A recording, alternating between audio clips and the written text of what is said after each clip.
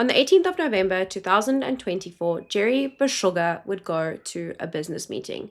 This business meeting was happening in a KFC in Johannesburg, but weird in my own opinion because Jerry is a very wealthy man. He is a tender entrepreneur. He was known to drive around in flashy cars and have a flashy lifestyle. He was also a farmer. Now, at this business meeting, Jerry's bodyguard would basically wait for him in the car outside, but Jerry would never appear. I believe this bodyguard is also a relation to him. And what occurred next is that Jerry had been taken. Now, this kidnapping had been done so professionally. I called it in my last video because not once did the people who Jerry met with have their faces captured on CCTV, even though this KFC had a lot of CCTV, and the Mercedes-Benz that they were driving had fake plates, and they had parked it in such a way that it had obstructed everything. You could not see who was getting in and who was getting out. And when I called this at the time, I said it was a very professional job because Jerry had links to someone who we talk a lot about on this channel, mainly a certain cat, a cat Matlala. Now, we learned that Jerry was friends with Cat from Jerry's own mother. She said that they were almost like brothers. And we're going to go into a little bit about what has transpired since my last video. So ransom demands were made. The first ransom demand, I think, was around 60 million rand, and then it dropped down to 25 million rand, and then to 10 million rand. And video footage was released of Jerry. Now, the footage is very disturbing. You can see Jerry, there is like a white sheet behind him, which is going to become important later on.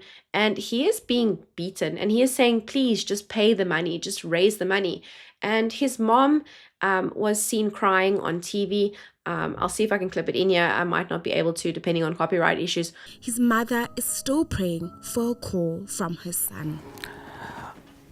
On Monday, the 28th of November, I called Jerry as we usually talk, and then we had a pattern that we formed for ourselves. If I call Jerry once, he knows that it's not important. If I call him thrice, he knows that it's urgent. Monday night, I dreamt him and it was a bad dream. So Tuesday I called him thrice. He didn't answer my call, but then by Tuesday, Jerry's phone was off, completely off the whole day. And then late in the afternoon, around 7 on Thursday, Tumi said, Mama, Jerry's being kidnapped. Then the rest was history. The question is, you want money from us whilst you are damaging my son, that by the time we give you that money, will my son's brain still be waking? But his mom was seen crying on TV, and basically she said that Jerry and Cat were friends, and Cat was supposed to be helping out with this investigation because it was not just Jerry who was kidnapped that day. One of Jerry's business associates, the son and the partner, were kidnapped on the very same day, but they were later released. Now, we know this information from News 24. When probed about Boshoga's kidnapping, while appearing at Parliament's Ad Hoc Committee, suspended Deputy National Commissioner for Crime Detection, Lieutenant General Shadrach Sibiya, seemed clueless. Jerry Boshoga is a told he was a businessman who actually was kidnapped. I don't have the exact date. Sorry, General, you said was. You're speaking in past tense. Is Jerry Boshoga still alive? At this present moment, I don't know. Nobody can say. It's quite some time and there hasn't been a communication in a long time. Sibiya added that their search also led them to Limpopo, but without any success. And again, he referred to the word murder when explaining investigations into the search. Could this be a slip of the tongue, or is there more to it than meets the eye? We were receiving videos of him being assaulted, serious assault, where he was being battered and he was pleading for his life, and we were all touched. and we were all trying. I've put many teams together. We've communicated, we've called the service providers, we've put a team together. We've hit every house, even that what was suggested by the family. And when they say go there, we went and we hit. Sometimes we followed the phones where we thought Jerry was. We followed when we get there. It's in Limpopo. That's the wives of maybe Mr. Matlala's family. We hit that house. No, it's not the right place. So we've been all over. But I was even approached by the family, the brother-in-law of Mr. Boshoga, and then we called on everybody to be part, including intelligence, including Gauteng. They've been working together. Even now, it is the team that is still running on Jerry Boshoga's matter. It hasn't been traced, and they're working with the family. And the family is happy. I've got the report here. Sibiya's alleged close ties to Matlala, who's implicated in Boshoga's abduction, resulted in him being removed from the case. A certain person came to me complaining about the relationship between Lieutenant General Sibiya and Cat Matlala, which I then gave that specific investigation to General Dumisani Kumalo on the kidnapping of Jerry Boshoga. It was that case that ended up unraveling what actually Cat Matlala was doing. It emanated from from the time I gave this work to Dumisani Kumalo to say go and investigate, which I took it away from. I said General Sibiya can't oversee it, so do investigate it. It shows that the criminals, they knew who they have identified, and they did this particular pickup. Calvin Rafedi, another name that has come up at the Madlanga Commission. He's a well-known private investigator who allegedly tried to assist Boshoga's family after his kidnapping. But his proximity to Matlala has also raised concerns. A series of WhatsApp messages downloaded from Matlala's phone was presented as part of evidence from an anonymous witness labeled as Witness X before the commission. They are allegedly messages between Matlala and Rafedi, where on several occasions Rafedi requested money from Matlala for fuel, rent, and institutional fees. Members of the public who didn't want to speak on camera due to the sensitivity of the matter say if Rafedi was taking cash from Matlala, then it means Matlala has had access to the investigations, which could explain why Boshoga's disappearance remains a mystery to this day.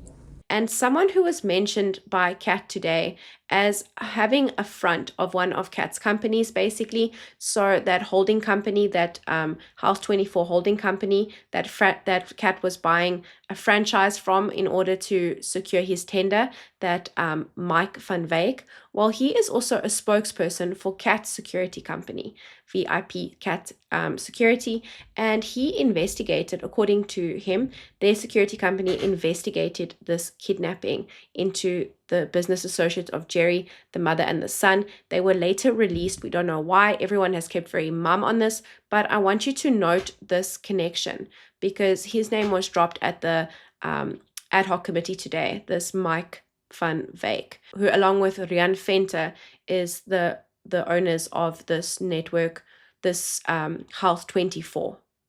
We know that Jerry had his own security company. Now, remember when I spoke about it in my cartel video about how the Big Five operates? Well, the first step if you want to join the Big Five is that you open your own security company. This is ingenious because it gives you free access to weapons. You can train people, and oftentimes you are eliminating your competition. If you are, for example, dealing substances or whatever, you can eliminate your competition. It's actually a great economical idea if I think about it. Go and watch my cartel video. I explain it all in there. So Jerry had opened his own security company, and he was also a tender entrepreneur. So this makes me pause. Perhaps, do you think that Jerry was perhaps part of the Big Five? That is perhaps where I'm leaning at the moment. And I think something happened. Something happened with regards to Jerry's relationship to the Big Five. So let's think about Mswasi. Mswasi died in January 2024. He was the ex-CEO, and things seem to have been pretty stable until his death. Remember, I speculated that perhaps someone had taken over the role, because if we think about it, there was no violent deaths that occurred after his funeral. And usually when there is a vacuum of power, there is some powerful, people will fight over it if someone was not appointed. So what happened in the cartel that Jerry was kidnapped, allegedly by Cat? Because these are the allegations that have been put forth. Because Witness C, remember Witness C from the PKTT, while Witness A arrived at Katie Malefe's house on the 6th of December, and Witness B went looking for Lucky Malefe, Witness C arrived at Kat's house because he got a tip-off. And he got a tip-off that Jerry was at Kat's house. And remember, he wandered into that one room. This is a palace. Kat's house is a palace. And he wandered into the one room, and it was weird because that room didn't have curtains on it. Instead, it had a torn sheet that is very similar to the one that is shown in Jerry's ransom videos. And we see this in Jerry's ransom videos. And this is the Lani house. Like, this is a house that they don't only have curtains, you have like those things that you tie your curtains with. I'm sure you have all of it.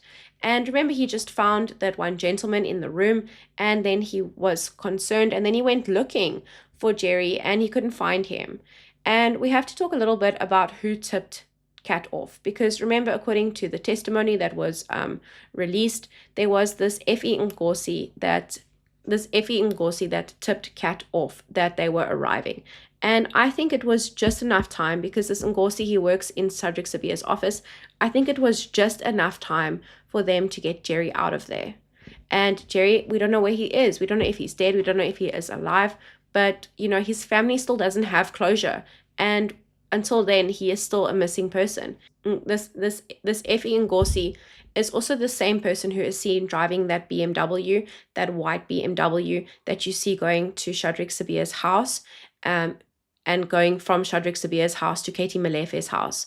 And there is that one footage that was captured, remember, when he was holding that bag, which we think is in cash. Now, this white BMW is also seen with a Hilux Bucky that has been registered to Stuart Sharnick. Remember, I did a video on him about how there was a press conference held about how someone allegedly deleted part of his criminal record. So this is some very interesting stuff that is happening here. And remember, when Cat was arrested, he was spilling the tea to Witness C, and he basically told Witness C, he said to Witness C that the Cat is a legitimate businessman, but his friend Jerry is not. He is involved in substances, and that he owes a lot of people money, and that Cat had basically given him 5 million rand for Jerry to buy his own substance machine in order to process substances so he could repay these people. I wonder if the person who Jerry owed money was Cat, because why would Witness C go looking for Jerry at Cat's house? And why was Cat why was the ransom people who were in charge of the ransom so adamant that they at least get 10 million rand? Something went down there. I don't know if there were substances that were stolen. Remember, General Konasi said that there are all these fights. Remember, with DJ Somebody happened because of substances that were allegedly stolen. But something happened there that made someone really angry in order to take Jerry.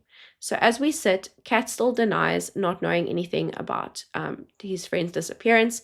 We know that in charge of that investigation was allegedly Cedric Sibiya.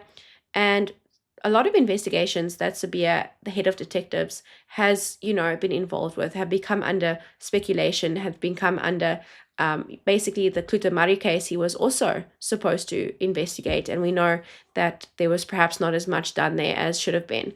So this is all very interesting. And thank you for watching. Remember to hit the like and subscribe and comment below what you think, because this, you cannot make it up. It is better than a movie.